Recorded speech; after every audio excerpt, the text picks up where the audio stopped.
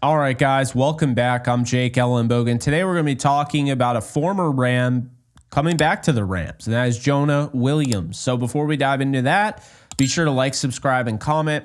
Be sure to follow me on all social media at JKBogan. And just want to let you guys know that today's sponsor of the video is BetUS, and BetUS has a great deal for you. My viewers can get 150% bonus match on their first deposit and 125% on their next two deposits up to $2,000 using promo code YouTube150. That's YouTube150. It'll get you 150% bonus match on your first deposit and 125% on your next two deposits. BetUS is great. It's the sports book you need to check out. It doesn't just have sports. It has pretty much everything that you could imagine on there. So definitely give it a shot. The link is in the description and in the comment section below. All right. So Jonah Williams, right? You might have remembered him, but if you didn't, he was on the Rams last year. So Jordan Rodriguez reported this yesterday, or rather today. So you guys are watching this the day after I recorded it. But Jordan Rodriguez reported this today that Jonah Williams was going to sign to the roster pending physical. Well, clearly it's going to work because he's going to sign to the roster and everything. Connecting the dots means the Rams signed him off the Vikings practice squad, was cut and added to the Vikings practice squad before the season. So there is that. Williams signed to the Rams out of Weber State as a UDFA. And he was cut right before the 2020 season and spent the rest of the year on the practice squad. This is a player that the Rams liked. They, nurtured, they took care for, and also they helped develop. And so it always hurts anytime a player like that gets away.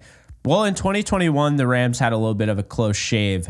Jonah Williams, he made the team. He was cut halfway through the season, and then the Vikings claimed him. So he fails the Vikings physical. The Rams are able to get him back onto their practice squad, and he was on the Rams when they won the Super Bowl. 2022, he plays in 16 games and is credited with 6 starts in that season. Was an awful year for the Rams. But Jonah Williams was getting kind of his legs going, right? Because now he's getting opportunities to play in these games.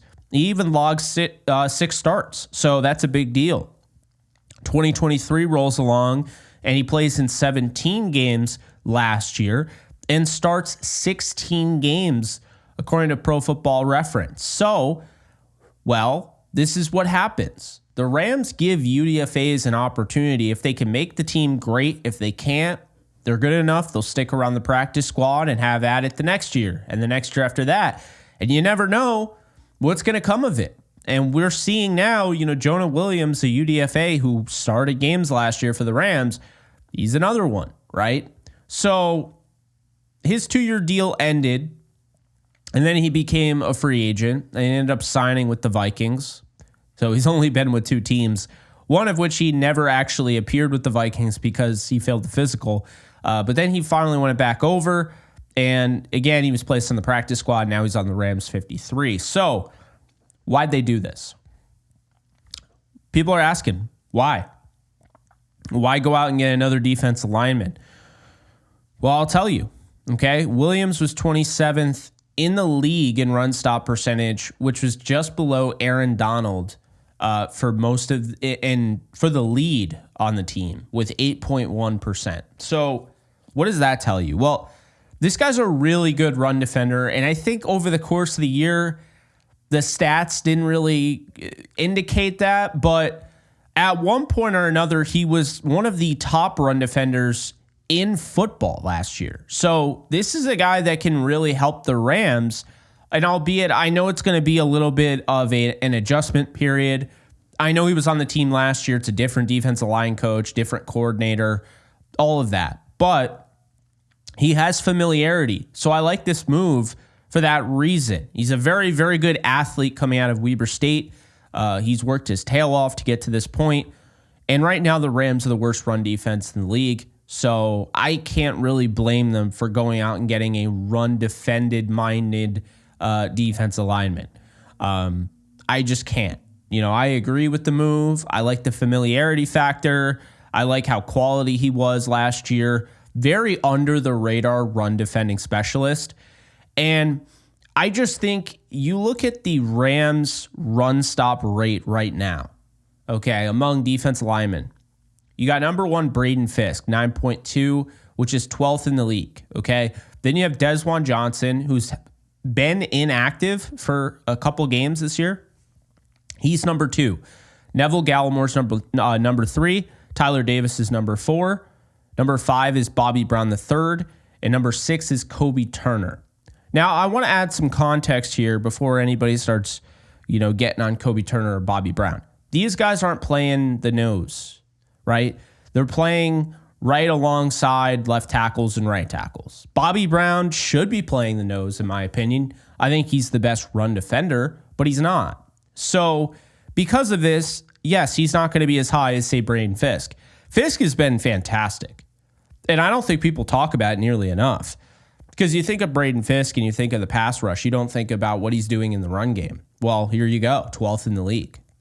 Now, is Jonah Williams going to play this Sunday? I think he does. I think they're trying to rush him to play this Sunday. He's probably just going to get in on a rotation basis. Don't expect him to start or anything like that. But I think he's going to have a role this week. And if he could stop 1 or 2 plays, then, it was definitely worth it. So I really like that they went out and got Jonah Williams. I understand sometimes they make moves and you go, why did they do this? And this is not one of those moves. I agree with it. I actually wanted him back. I was bummed when I saw that he left, and he left for the money that he left for. So I'm glad that he's back with the Rams. We'll see what ends up happening. We'll see if he ends up sticking around, if this is just a 1-week thing. Who knows? But I will be monitoring Jonah Williams. In addition to that, by the way, the Rams did activate officially. They activated Larry Murchison. So I've said it before. I don't mean any I really don't mean any disrespect, but I just don't know why they went out of their way to activate Larry Murchison when I don't see him as much of an upgrade over anybody that's on this team right now. And I do think that there's a cautionary tale here. Okay, I think Tyler Davis is really good. And I think Desjuan Johnson's really good. And these guys are getting their growth, in my opinion, stunted because you have guys like Neville Gallimore, who you added right before the season, veteran presence. You already have Bobby Brown and Braden Fisk and Kobe Turner, but now you're bringing in Larry Murchison. Now you're bringing Jonah Williams. That is a little concerning. So I will say I don't want them to absolutely kill the development of Desjuan or Tyler Davis, but they need all the help they can get for the run defense. And I want to also make this clear. The run defense struggling the way it is not the defensive line. I want to make that very clear because I think a lot of people think it's the defensive line. No, it's actually the linebackers. Okay, so the defensive line has so much stress to finish at the line of scrimmage because the defensive, like the linebackers, are just simply not in position to make plays. You watch the film, you go back and you watch Christian Roseboom's completely out of position. He's getting stuck in traffic when there's no need for him to. And then you have Troy Reeder who can't get off his block. And this creates what we saw, the touchdown for DeAndre Swift. Now you got a safety coming in. He's already on a bad angle, in Cameron Kinchens, and now you're in a really bad spot. So the Rams need to try some different things. If they're not going to bench their linebackers for God knows why, then I'm glad they at least added some beef in the interior defensive line. So again, I don't think the defensive line is at fault. I think a lot of it falls on the linebackers. I think the safeties are playing poorly. I don't want to say poorly, but not playing as well as maybe I thought they would. But those are my thoughts. So in conclusion, I think this is a great move. What do you guys think? Drop in the comments section below. Check out today's sponsor, BetUS, with YouTube 150. The code is in the description, and I will see you guys in the next video. Take care, folks. Later. Do you love talking about the Rams, the NFL, or just want to be a part of a community? Join my free Discord server today. We're over 800 members. We got 24/7 live chat, a level 3 boosted server, the ability to call into JE Live, playing online games with us on Kick streams, toggleable alerts for when I go live on YouTube or Kick so you don't miss a live stream, and exclusive giveaways. Click the link in the description, the comments section, or the link that comes up in the video to learn more and join today.